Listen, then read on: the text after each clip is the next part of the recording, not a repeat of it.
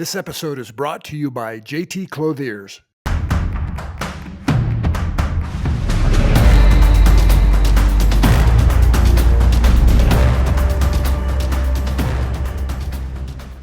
Hi, I'm Chad Hennings, and this is Forces of Character podcast. I'm excited for my next guest here, Jared Mosley, coming in as athletic director for the University of North Texas.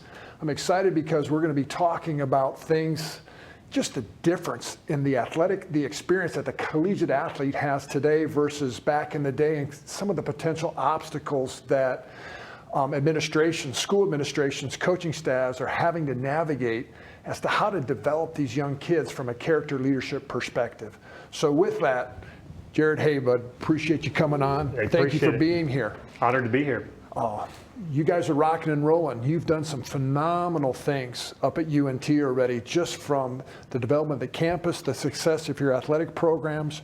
You're really making a mark. But before we get into all that, let's talk a little more about you. Tell me, growing up, where'd you grow up, and kind of some of the influences that you had early in your life? You know, I grew up in really remote West Texas, a little bitty town, Lockney, north of Lubbock, about 60 miles. And growing up, my mom was a teacher. My dad was a farmer. You're not really exposed to a lot in Lockney. I mean, for us to get a movie. Give a perspective. How big of a town? I mean, 2,300 people. So your graduating class was how 40, big? 40 people in the graduating class. So very small. Everybody knew everybody. It's funny, my wife and I now joke, living in DFW, we kind of wish our kids had got to get a little bit of that experience. Just, you know, nothing replaces just the way relationships develop when you literally have an army raising you in a small town. And so I remember early my dad being a farmer, mom being a teacher, coaches and sports was a big impact and influence for me, a big part of my life. And I found out really quick, although I do love being outdoors and working with my hands and the work of farming, I realized early in my life, my dad's the Mother Nature, that was always dictated whether you had a good year or not. And so what'd your dad do farming-wise? He farmed cotton, corn, and so I saw him, you know, work extremely hard to provide for our family. But if you had, you know, a storm blow through, you could see the year be really, really tough. And so I knew fairly early I didn't want to be a farmer. So really had my sights set pretty early in my life to go to college, become a teacher, coach, and it's ultimately led me to where I am today. So big influences other than your parents from a coaching standpoint. You had mentioned any particular coaches and kind of what you garnered from them? Yeah, no, I remember one of the first coaches, my sophomore year of high school, we had a new basketball coach, Scooter Kassler, and I can remember being a really young player, played on varsity as a freshman, you know, you're young, you're not developed, I was a skinny little 6'3" guard / forward / post at that time, and we had, when he came into our school, I can just remember his encouragement. I mean, you're battling every day, and just the way he had to express his expectations for me as a player, but also as a coach, to really break down the game of basketball in a way that helped me begin to step into the potential and the things that God had gifted me with at that point. And so, you know, from the time I was a freshman to sophomore, went from 6'3" to 6'7". Was playing. Hit that growth spurt. Oh yeah, I mean, and 15 shoe to a size 18 shoe at the time. So like my parents trying to keep me in clothes was an adventure. But I can remember him just really the relationship we formed over his time there, and we still stay in touch today. But I give him a ton of credit, just really allowing me to start to see what basketball could be for me and the doors that it might open for me as I began to look at colleges. You know, I'm empathizing a lot with you here. I'm a farm kid also. You know, my role models were my parents, my grandparents, my coaches also. But you get that aspect of the tenacity, the work ethic, the stick-to-itiveness. You know, seeing your father struggle in those incidences where things are totally out of control. And that's why I always share with you know, friends, that's why I didn't get into farming too. It's how'd you like to go into a business where you had zero control of any of your business inputs? You know, weather, price of your grain, whatever it might be, that you just total faith in God, legitimately, right? But And I also had that growth spurt mine was between my sophomore and junior year. Went from like maybe, I only bumped up to about 6'6", 6'2" to 6'6", but that's a you good got jump. me. That's a good jump too. But, like that little baby greyhound puppy with those big feet, you're kind of learning how to be an athlete, Yep. in the body. But my coaches too, huge influences. So with that, coming from a small town, how were you recruited? Because I know you played at the next level, but talk about that. Yeah, so I started to get recruited going into my junior year. Took a step as a sophomore, led our team in scoring, but really my junior year began to catch the eye of folks. And we didn't have the same type of AAU and summer structure that we have today. We had these summer showcase events, so I can remember, we'd go to Houston, may come to DFW. You would sign up for these events. They would either place you on a team, or if you had a team already, and you just went to these, and that was where college coaches were. And I remember the first couple of events I went to started to get, we still do mail today in recruiting, but it was primarily mail driven. And then at the point they could start to communicate with you, receive phone calls. And so I had a number of low Division I, mid-major offers coming out. But I remember particularly and this is funny, my dad, he was not a college grad, but he always told us as kids, he would say, he spent a semester at Abilene Christian University, and he said, that was one of the best parts of my experience growing up, and I want y'all to come see it. So we would always come, being a farming, you couldn't break away for family vacations too long, too far, but we would always come to Dallas. We try to sync up when Nolan Ryan was pitching and spend about 4 or 5 days here, catch Rangers games. Well, this particular trip going into after my junior year, he said, hey, I want to drive by ACU and just show you where I went to school. And I'm like, okay. So we roll up to campus, we're driving around, looks great. He says, let's go see if the basketball coaches are in the office.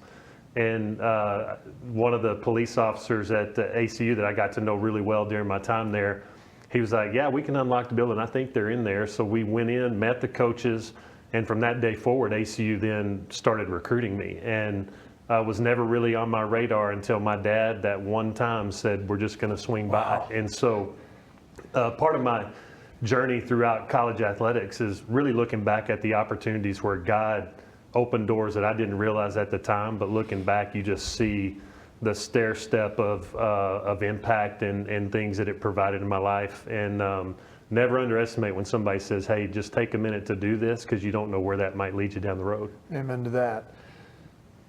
Talk a little bit more about that recruiting experience as far as with the coaches, the communication, what they were selling, how your parents were involved with that, because ultimately it's what I want to get into eventually here with the portal and NIL, how that experience has all changed. But to establish your experience, talk a little bit more about, did your parents counsel you as to what to look for? Academics, athletic experience. What were those things that you were really looking for for the next level? That's a great question. I think my parents really were hands off. They said, this is your decision. You need to go where you feel led to go. They were all obviously there to provide support, feedback. But as I was looking at schools, really for me, when I look at the different visits I made, like you go to schools, they're always going to talk about the strength of their academic programs and graduation. Like every school you go to, if they don't lead with that, you need to just go ahead and run, because that's got to be one. Two, they would always try to let you know how you're going to fit into the system, how they see you developing as a player. And then you get to spend a lot of time on these visits around the team that's in place in that cycle while you're going through that official visit process. And I just remember that going to Abilene Christian, the thing that stood out is I really loved the guys that I got to spend time with on that weekend on my official visit. And I wanted to be somewhat close to home, because my grandparents, my mom and dad they did not miss a game. Even there might have been maybe 1 or 2 games my entire career that they did not drive to Abilene and make the game while I was there. And so it was important for me to want to be a little bit closer to home. I love the faith-based component, having been a part of my journey growing up and what my mom and dad poured into us as kids. And so really all the pieces came together, but it was ultimately those relationships in that locker room that made me make that decision. Okay, influences there, teammates, coaches, instructors, that helped you in your development as a person holistically. Any I'll tell you what, I resonate? mean, Abilene Christian was, the coaches who recruited me there, Tony Malden, Scott Galloway, were great impacts and influences on me my freshman year. Going into my sophomore year, a coach by the name of Mike Martin was our assistant coach. And to be honest, you come from a small school like Lockney, you've got confidence as a player, but I didn't play as a freshman. And then he came in my sophomore year, my confidence wasn't great. And I just remember him really taking the game. The college game is so different. People are bigger, stronger, faster, the pace is quick. And he really simplified for me the post play, because I played primarily inside. And he really dumbed it down for me to a place where I was able to react and not just try to think I'm going to do this before I catch the ball, and really how to feel defenses and to do these things. And he's one of the most influential people in my basketball development. Like he spent time there. He spent time pouring into me on the visualization side, which was new to me. I hadn't really spent a lot of time, really going through, mental preparation and being able to visualize success and get yourself in a frame of mind where you can go and perform without, a lot of other distractions. And so Mike Martin was a huge impact on me there. And then I can also look back, because I got to spend another 14 years after my playing career there at Abilene Christian University, and just a number of, Royce Money, the president who ultimately hired me as the athletic director there at ACU, Dr. Gary McCaleb, who I reported to my first several years as AD, and who's just a tremendous man and example and influence, who had a lot of impact across that campus and how he poured into students. And for me as a young professional, you just took the accumulation of a lot of people that I was fortunate to fall into a network where I already had a lot of support and a lot of relationships. And I think that's ultimately what led us to stay in Abilene for 14 years, Wow, yeah. following the playing career. That's great to hear. And I love, from the faith-based perspective, how God, the providential aspects, that put you in a place where you had the support, you had the pathway to success, and to continue to gain that confidence from a collegiate athlete, then to a college administrator. Yeah. Now, we're going to kind of transition here, and I want to put a disclaimer out to everybody. It's been almost, not quite 40 years for me from a collegiate experience of what it was like for preparation for a game, being recruited, teammates, interactions in the locker room, interactions with the coaches, what the coaches can say, can't say, tempo of practice, all this stuff. I am just so curious, today, how you, as an athletic director, how your coaches and how your other administrators manage this whole aspect of, particularly for the portal and for particularly NIL, and how that has all changed. It has truly changed the collegiate experience. So, let's just jump into that, and what do you see as the biggest difference in how recruiting was, and the difference between what it was and kind of what it is today, just a few years ago before the portal and the NIL, in how coaches and how you as a school communicate with that student? Yeah, it's I think it's the shift in the last 3 years for coaches has been unbelievable, and I think extremely challenging when you don't really hit kind of pause and take a step back and look at the implications of what the portal has done. And listen, there's a transactionary process now to this recruiting game that's above and beyond scholarships and nutrition and all the stuff that we've grown over time to support student athletes. There is a monetary piece now. And so, I think a lot of times, not every player leads with that, but it's one of the first questions you get asked is, what am I going to get? But there's still a piece of this that I think still holds true, and really the coaches who have had success, they bought into, it's still a relationship business, it's still a development business. And while we had the opportunity to maybe be at a place where most of our teammates, we were there 2, 3, 4 years, but it was more 3 or 4 years process to grow, develop, build a culture. The influx of talent now, like you have to double down on culture every day, every year, because the volume of new student athletes that weren't here a year ago, you can't assume they're going to pick that up from the few that have been in the program for a while. So we talk a lot about our coaches every day have to hammer down on the expectation, hammer down on what we expect of student athletes, double down on, even though it may only be a year or two, we still spend more time with a student athlete in a given year than any human does in their life. So it's still a tremendous opportunity for us to have influence and impact.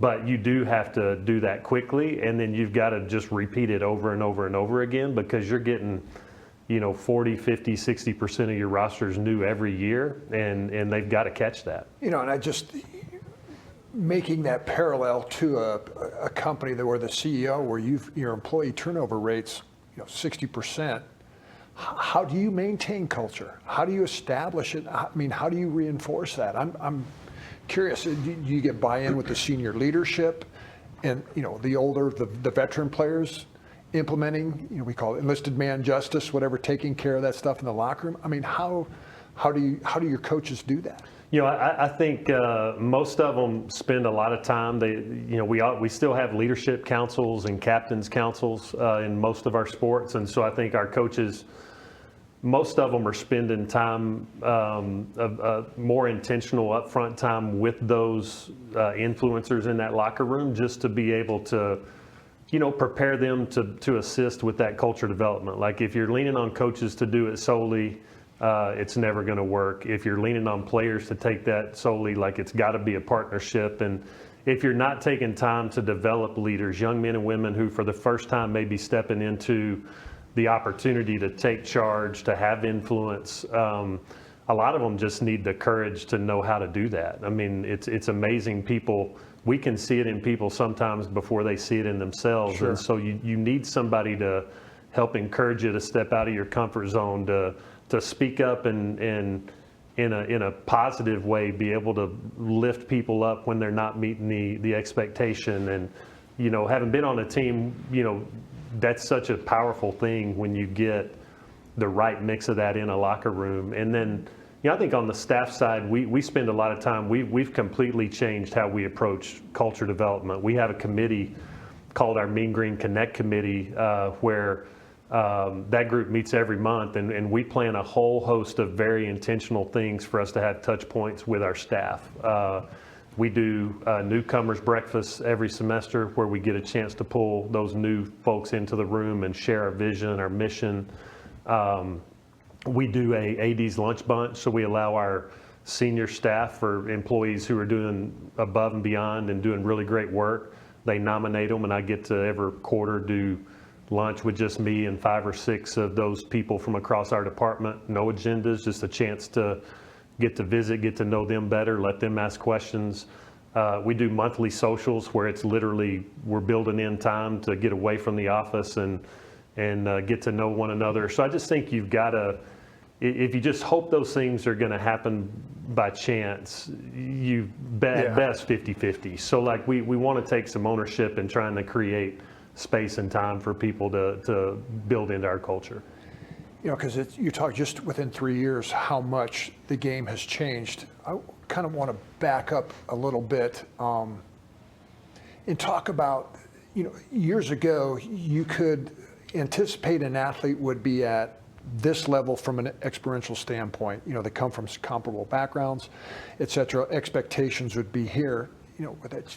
And I'll say that like at the Air Force Academy, what we've had to do, living under an honor code, we will not lie, cheat, or steal, nor tolerate among us anyone who does.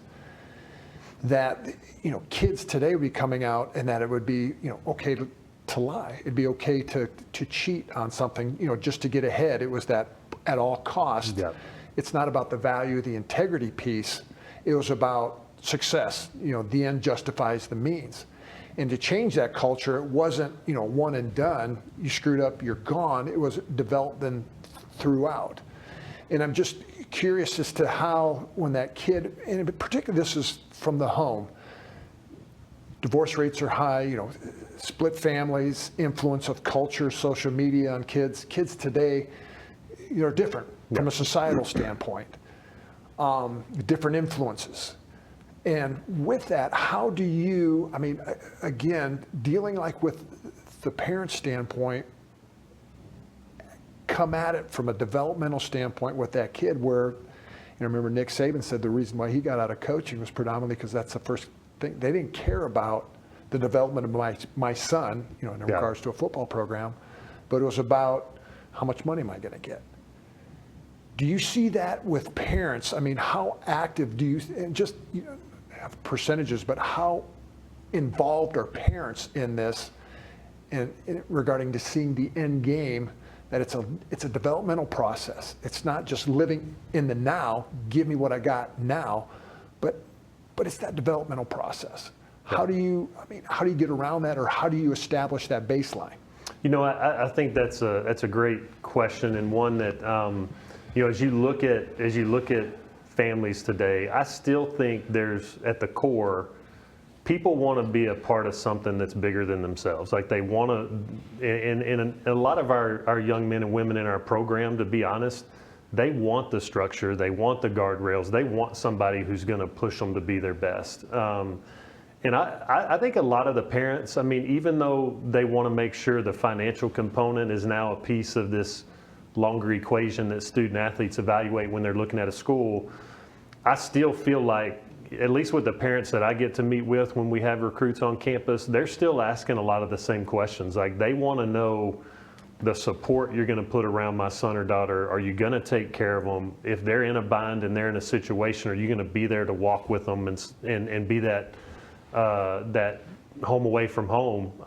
And so, even though there may be some chaos or there may be some dysfunction in where these young student athletes are coming from, I still think that they're wired to want some aspect of that. And I'll be honest, I think it's what I've shared with our coaching staff. I think if as coaches and athletic administrators, if we can leverage sport, which is all of us who have been through it, we know what it provided to us. We believe in the product that's on the other end of hard work and discipline and early mornings and all that stuff you go through. Like there's a piece of that I think mom and dad still realize is a huge component of this. And it's one thing if you go get what you want financially in a scholarship and even an education, but if you're not at a place where people are going to love you and take care of you, you've wasted a tremendous opportunity that's going to serve you well past, when the ball stops bouncing. And so I still believe we've got one of the best jobs in the world when it comes to character development and being able to build leaders. And like our mission at UNT, building champions and preparing leaders, we don't overcomplicate it. Like we want you to have a championship level experience when you're here, but more importantly, we want you to be prepared when you step out into the real world. And how can we leverage this vehicle of sport to maximize that 2, 3, 4 year window? That reminds me, just had a conversation with the baseball coach, Coach Kaz at the Air Force Academy this past week, and we're kind of talking about societal implications of character development, amongst his players. That's at a service academy, but he told me a story about Paul Skeens, how, he's all-star pitcher, future Hall of Famer, spent his first couple of years at the Air Force Academy, and he said the impact that had on that young man's life changed his whole trajectory. Phenomenal athlete, but he'll stand at attention until national anthem comes out of the bullpen, and stands, salute, or puts his hand over his heart, and he makes a difference. It impacted his life onto the next phase. And I'm just saying that's the thing that I'm glad to hear that kids still want that, parents still want that. It's that development aspect of what athletics can bear. Yeah, and I think, as much of leadership, and certainly when you're talking about those years of development, most impactful years of your life as a teenager and early adult, so much of what you get in leadership is caught, not taught. Like you see people living that day to day. That's real and authentic leadership. the things behind success, you start to see that. And so to have people who kind of open your eyes to, listen, this may be tough love, this may be, but it's helpful to getting through this and being able to stand on your own 2 feet. I'm curious, from your perspective, I firmly believe that athletics is the best leadership laboratory that there is. Even at a service academy, I will contend for myself, at other positions of leadership up on the hill where we're, leading squadrons, being a part of the wing, whatnot. But on the athletic field, for us in the practice field on the gridiron, I learned more about leadership in that aspect than I did going through any academic classroom or experience because of that hands-on experience. Reaching the adversity, physical risk of injury, et cetera, for some, many other reasons as to why. But with that, just talk about that aspect of how are you developing some of these kids as leaders, on the field and being able to translate those lessons to them.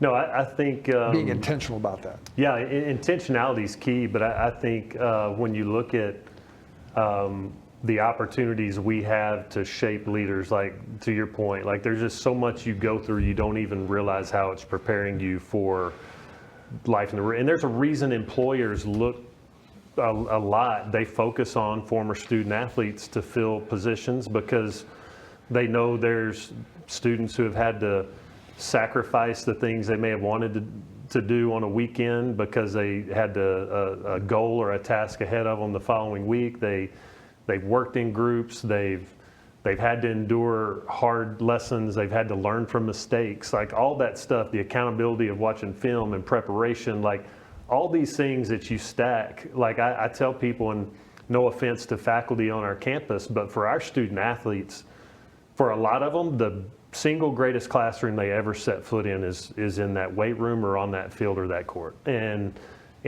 we take that seriously the same way that they take the teaching in their classrooms. But I just feel there's so much of that you can't teach in a classroom. It's experiential learning, it's experiential development.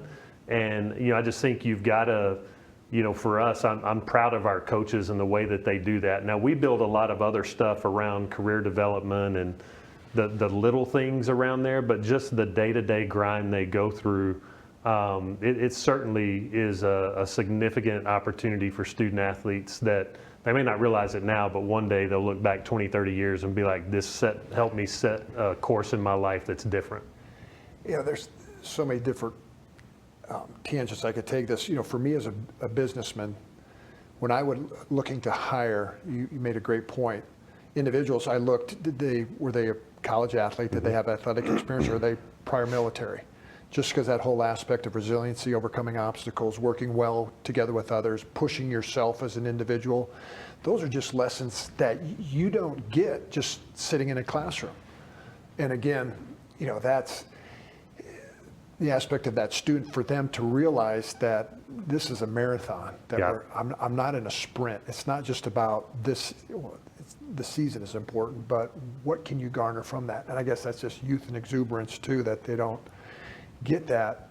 But how do you teach that, continue to reinforce that within the locker room? For over 50 years, JT Clothiers has been a respected family-owned clothing store for men and ladies in Denton, Texas. Whether you're looking for the perfect suit, an elegant top, or unique accessories, JT's offers a personalized shopping experience. The staff not only remembers your name, but also takes the time to understand your style, ensuring you always walk out with something you love.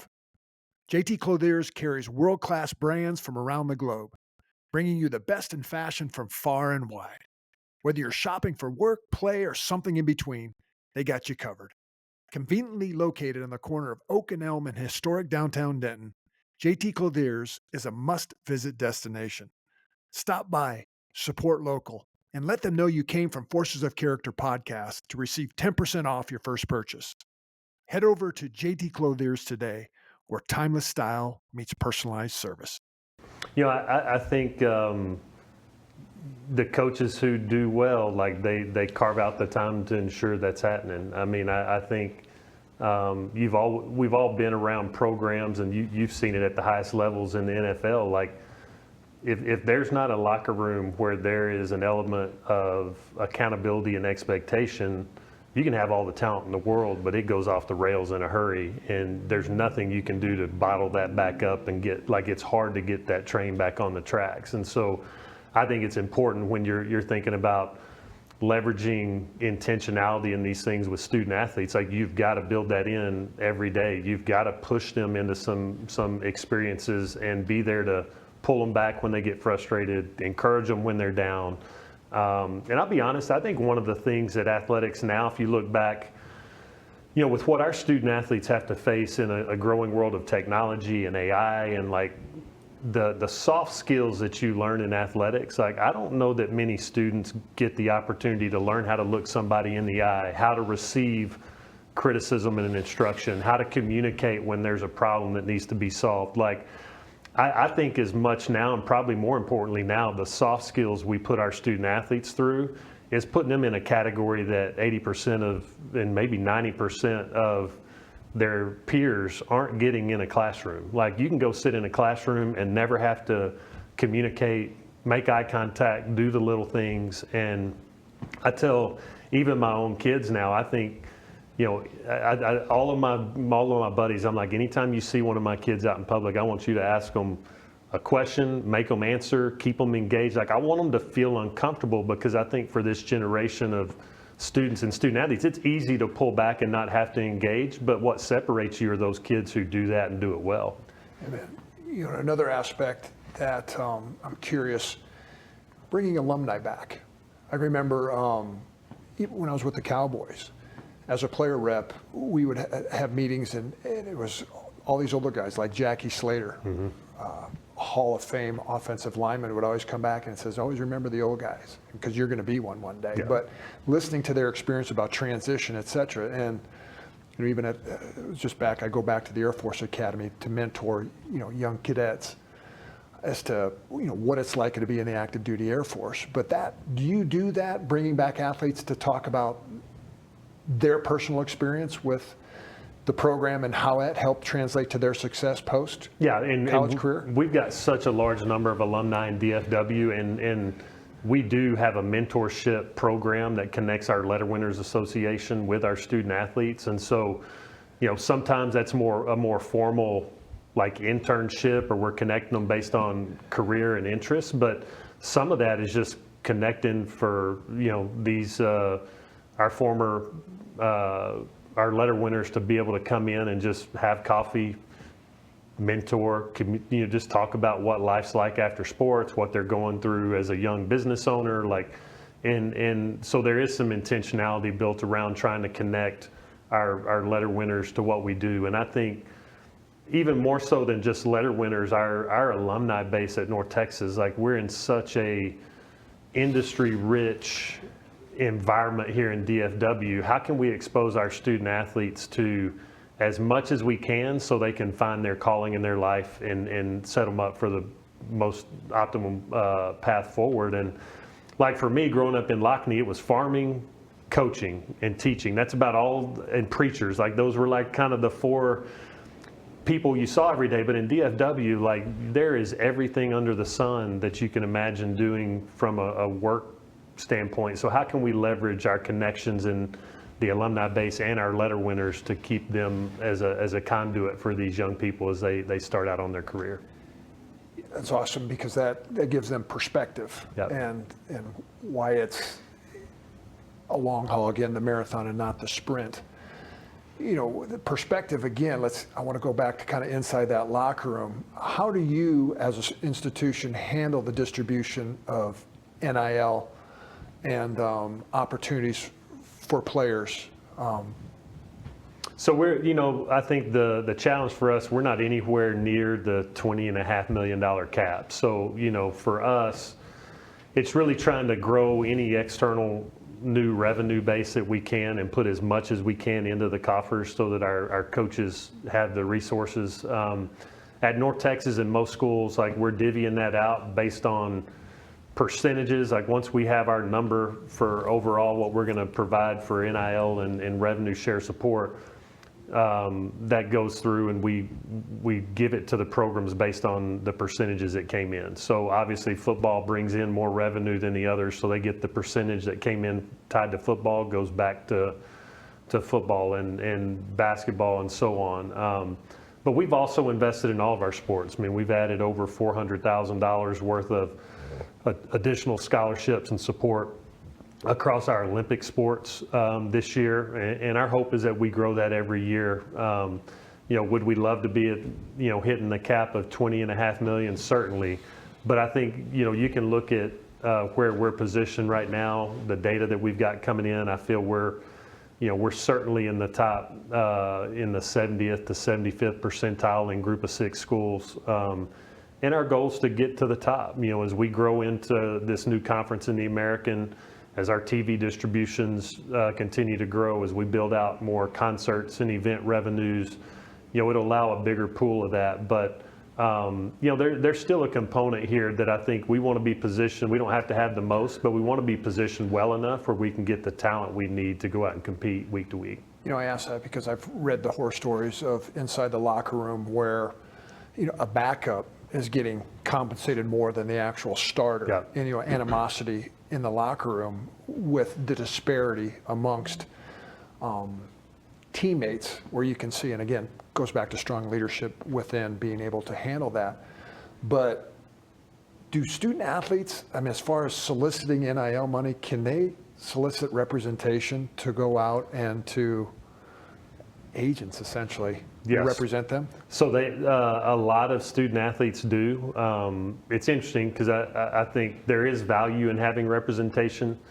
I think early on in this process, just being completely transparent, there were people looking to take advantage of that opportunity, and there's a lot of parameters around agents and how they work with professional athletes. And so in college for the last couple of years, there was nothing. So some of these young men and women were being charged 15-20% for whatever this agent could go and secure, and which is, it's good and helpful, but to be honest, and this is just my personal opinion, unless you're a 6-figure plus person, you really don't need an agent to go negotiate the kind of deals we're doing at our level. But I get you want to make sure you're not signing contracts that are one-sided and put you in a difficult spot as a student athlete. And so I think we educate and really try to build in whether a student's represented by an agent or not. Like, that's part of our life skills programming now, is talk to them about finances, talk to them about taxes and how that's going to be, they're hearing a number, but that's not what you're going to ultimately be taking home. And so working through those things is a tremendous learning opportunity. So again, more life skills training too, and it's, the genie's out of the bottle. Pandora's box has been opened, whatever euphemism you want to use. But do you see potential of union representation? Now there are teams that have general managers. They're handling a salary cap with NIL, transfer portal, bringing in that. I just see that as a huge negative for amateur collegiate athletics. Yeah. Where do you kind of see the future of college athletics going? Probably where I want it to go and where it's likely to go are two different things. But I do feel like, listen, if this thing continues to go without that type of regulation, without the ability to collectively bargain to some degree, like, you've got to get there, because that's the only way. That's how the professional teams work. They have salary caps. They've got rules around player movement and how that can or can't happen. They've got ways to protect against people trying to circumvent salary caps by doing crazy, NIL marketing agreements, NIL opportunities. And so I do feel like we've got to get to a place where that happens. The tough part is, and this is what I think we're wrestling with in college athletics, it's really hard when you say, football and men's basketball are driving 90% of the revenues, maybe 95% of the revenues. And so, but for a swim and dive student athlete, we're not ticketing any events, there's zero revenues. How do you collectively bargain in an environment where you've got a football student athlete who's in a sport that's driving this. And then you've got Olympic sports that may not have that same opportunity, but they're still asked to do the same thing for the most part every day, which is represent the institution, go to practice, 20 hours a week of practice, And so how do you bring the variety of 16 in our case, sometimes, other universities have as many as 30, 35 sports. How are you going to bargain with that vast of a group? That's the challenge. And so I'm hopeful that we can get some parameters. I think one of the steps is we need some type of limited protection. I don't think what the SCORE Act has outlined is necessarily best, having a blanket antitrust protection for the NCAA, because I think it ultimately comes back and hurts the majority of institutions that are in the power programs making the calls. But I think you've got to have some type of limited protection so that every time you go to enforce a rule or try to do what the organization says we're going to do, you're not getting sued, and you get what you have now, which is the NCAA backing away from everything, which is tough. Well, follow-on question to that is the NCAA, are they going to be irrelevant here, particularly with your Power 5 schools, with the television revenues that they can make so much more to do their own thing? Is that potential reality that we're seeing, that between the haves and the have-nots? That I would say, I think we're well past the path where there are primarily 2, maybe 3 or 4 commissioners and individuals who are driving a lot of the change and a lot of the direction we're going. And unfortunately, it is all consumed with how much money can we acquire to just continue to build our hordes of cash and build up our programs. And the tough part is when you take those 2 conferences out of the equation, the thousands of opportunities and all of the other institutions that run the gamut of not just Division I, but just if you were only looking at Division I, there is a potential for a divide at some point. And to be honest, if those conferences say we can do this on our own and they step away from a structure we have today, how do we fuel what we do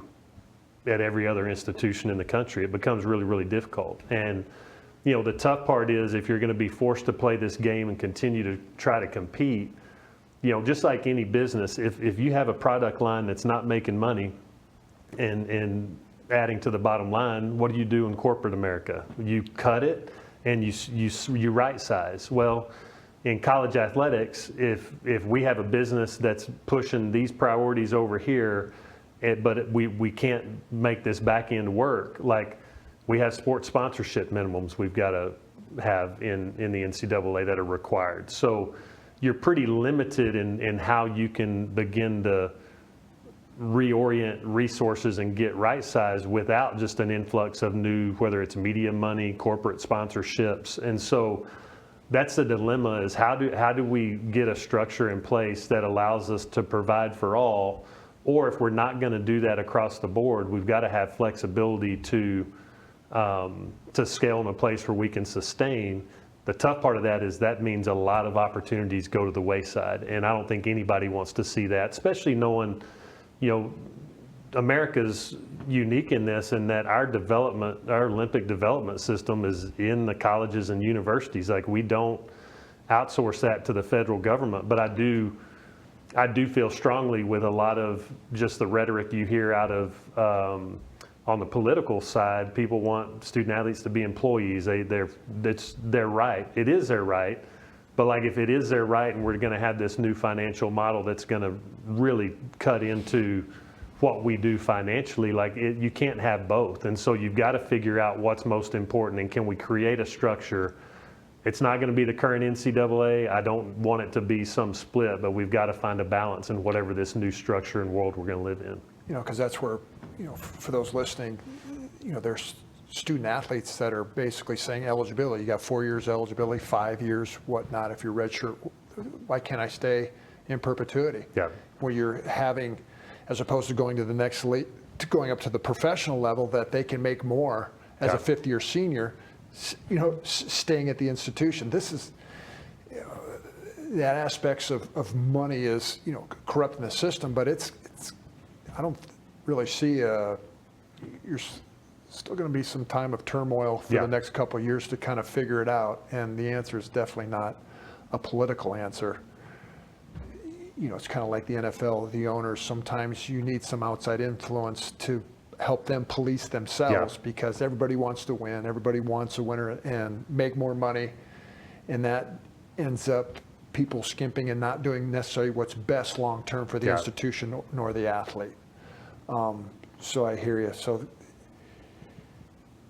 ideal world for you for college athletics, what would that be? Well, I mean, what would that look like from a perspective? Is it, I mean, for you personally, what do you, from your experience, what would be the best solution? You know, I think there's a lot of viable options out there. I think one of the biggest ones for us, take the easy, the low-hanging fruit. Like we've allowed student athletes to have 5 years to play for, so 4 in a red shirt. Let's start with just giving student athletes 5 years of eligibility. Like just, they get 5, you can play. The reality is there's no need, like college athletics was set up, you know, next to the GI Bill, it's provided more opportunity for young people in this country and world now to get a college education than any other program ever put together. And so, like, I think you can't lose sight of what was the intent. It was to create athletic opportunities to earn an education. Well, most of our football student athletes, basketball student athletes, if they want to, they can have an undergraduate degree and a master's degree in 5 years. So there's really no need for this to be an argument about, do we need 6, 7, 8, or 9? I get that we've created this, you know, wild earning opportunity in today's day and age for student athletes, but you've got to get back to what's the foundation. I think we still have to believe in the education component of what we do. I think, you know, students' name, image, and likeness, they should be able to monetize that.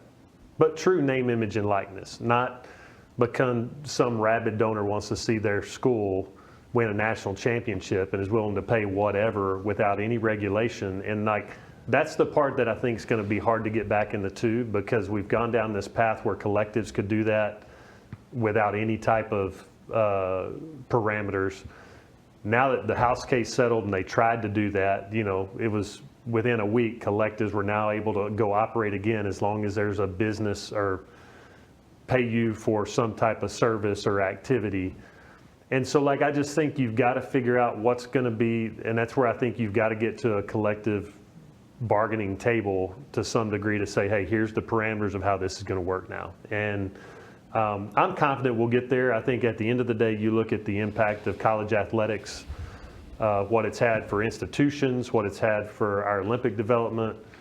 There's just too many things for us to say, well, we're just going to let it implode and you know, we create something that only serves football and basketball student athletes and everybody else is playing glorified intramurals. Like, I think too many people care and too many smart people are out there willing to fight for it. So I think we'll come up with a solution, and hopefully it's sooner rather than later. You know, in this, we're probably talking about a small minority of actual students that are impacted by portal NIL regarding that, because we're not, you know, Division I, II, III, NAIA, JUCO. I mean, there's still a lot of kids that are out there that are playing the game or sports for the right reasons to get an education. I would be very curious, maybe you know, how many student athletes are there in the U.S., you know, in a given year annually? That's a good, I'm not sure what that number is across all, but, you know, it's the one thing that I do share with our coaches. I think perspective is everything. Like, it's easy for us, even at North Texas, to say, well, all we do is recruit a kid, he plays well, he's recruited somewhere else, poor us. Like, that's the easy default we can all become a victim to. But the reality is there's still the same number of student athletes and opportunities today as there were 10 years ago. The good coaches are going to be able to now draw a line. Like, if the Power 2 schools, Power 4 want to accumulate talent, pay them all this money, there's still a new line that's going to compete at our level and be successful. And so, you know, I think coaches who are able to really look at it and say, okay, we might not have been able to get this student athlete anymore, but what's our game plan to be to remain competitive? There's still a pipeline of talent, and we've seen it at North Texas. I think, you know, you look at our programs it's unlocked for us, I think, a movement towards more freshmen in some cases, because they're now getting overlooked because everybody's at the top end's going after transfer talent. So we're getting a higher level freshman today than we were 4 or 5 years ago who's actually ready to play and compete. Now, we develop them, they move on, but that's just the new day. And then I think on the transfer side, for us, Coach Morris, they went back and analyzed over the last 4 years or 3 years that he's been here, just our activity. The players who were most successful that transferred to North Texas were those who had played meaningful snaps somewhere else. It didn't matter if it was Division II, junior college. We've had more luck with lower level talent that's accumulated reps and snaps than going and getting the 4 or 5 star that sat at a Power 4 and is looking to just get playing time. And so I think coaches, you're finding the ones that are trying to maximize these new opportunities in this new world, like they're finding out the equation to continue to generate success. And I think for us that's been a good model, because we can kind of mix a good blend of young talent that's ready with people who are coming in who can kind of lead and build that locker room. This has been it's been encouraging to me to hear that, the truth is truth still, and the experience for that student athlete is still preparation for the next phase of life for the majority of the kids. Just a little bit more financial incentive in there, but I think coaches, to your point, will probably figure it out, and there will be some equilibrium, homeostasis that will come in. I want to get back to you from a personal standpoint. Yep. You've had many years now as an athletic director at ACU and now at UNT. When you look back, your retirement age, what would you say that you want your legacy to basically hear? What did you do, the impact that you had? I mean, for you, what does that look like? When you said, I have been a success at what I did because of... It comes back to a quote when I got this job at North Texas. I'd been here 6 years under Ren Baker. A lot of what we were doing was working, so it's not like you're coming in to overhaul. But I was sitting there. I got the job over the Christmas break, so I didn't have to do my first staff meeting until after the break. So I had a little bit of time to think through how are you going to articulate what you want this athletic department to be. And I was on the elliptical working out one morning listening to a John Maxwell podcast, and he said this quote. He said, "Success happens to you, significance happens through you, and once you taste significance, success will never satisfy." And I thought, as a college athletic administrator, and even looking back as a student athlete, that's what I want my legacy to be, is that whatever we did through the vehicle of college athletics, did we provide significance back to the people we serve, whether that's our staff, whether that's the student athletes we're bringing on, or even our alumni base and the people we get to touch in the community. And so that's really the heart of what I do. I want to leverage this opportunity. I know the impact it had on my life. Had I not been a student athlete and had those experiences, I would not be where I am today. And I know what a blessing it's been for me. And so I just want to try to replicate that and make sure we provide significance and value back to the people we serve. That's very good, very good. Now we're going to land this plane here. I always give my guests the opportunity to finish talking about identity. And just a working definition, I view as identity as that filter that you pass your thoughts, your words, your experiences through that provide that meaning, purpose, and impact. So based upon that working definition, identity, who is Jared Mosley? Yeah, I think for me, it starts with my faith. I know whose I am. I know growing up through my parents and just a lot of the influences in my life. You can get in leadership positions and get distracted by a lot of people on the outside and those things, but I report to one person, and that's in my stewarding the gifts that God gave me to do the things He's called me to do today. And so that ultimately is where I find my true identity. I think as long as I lean into that, it helps me be a better father, a better husband, a better leader in the workspace. So having a clear expectation and understanding that's who I answer to every day is what gets me going. Very good. One last thing, I'll give you the opportunity that, that young student athlete out there, having had the experiences you've had now and the, kind of seeing where you're going, what encouragement would you give that young student athlete as to the outlook for their future, next steps to take, how to motivate them to keep on keeping on? I think, and you've been in this, the beauty of college athletics is it mirrors life. Like it's a roller coaster. You're going to be high one day, something's going to happen you didn't expect, you'll be low the next. But really just leaning into the process. I mean, it's coach speak and we hear it a lot, but until you've kind of been through it and you see it, like, go find people that are going to pour into you. Go find people who are going to call out the best in you. And then leverage that opportunity. Like you only get to do it one time. You think 4 years, 5 years is going to be forever, and it goes by so quick. But I just think there's so many ways God's gifted you to leverage sport to go achieve a number of things, and it can truly be transformational.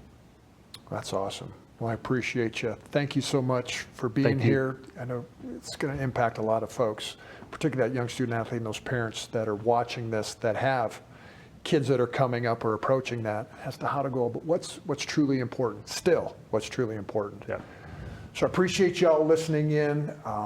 Thank you for attending, watching us time after time. If you like what you see here, go to my website, chadhennings.com. Learn more about what we're trying to accomplish through these Forces of Character podcasts. Follow me on social media. And above all, I want to encourage each and every one of you to go out there and to be a force of character each and every day. Take care, God bless, and see you next time.